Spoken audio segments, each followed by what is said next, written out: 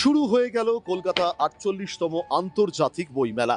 এইবারের বইমেলার সব থেকে উল্লেখযোগ্য ঘটনা আইএফএ অর্থাৎ ইন্ডিয়ান ফুটবল অ্যাসোসিয়েশনের স্টল দেওয়া। আইএফএর ১৩২ বছরের ইতিহাসে একেবারে রেকর্ড, সর্বপ্রথম কলকাতা আন্তর্জাতিক বইমেলায় এই স্টল দেওয়া। তার জন্য অবশ্যই ধন্যবাদ জানাতেই হয় আইএফএ সচিব অনির্বাণ দত্তকে।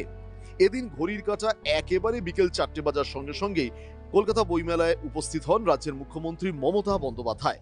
মমতা বন্দ্যোপাধ্যায় এগিয়ে আসেন এবং তিনি অনির্বাণ দত্তকে দেখে স্বাভাবিকভাবেই আইএফএর স্টল ২৭৬ নম্বর স্টলে এগিয়ে আসেন এবং তার হাত ধরেই এদিন আইএফএ স্টলের শুভ উদ্বোধন হয়ে গেল। তিনি অনির্বাণ দত্তকে শুভেচ্ছা জানান।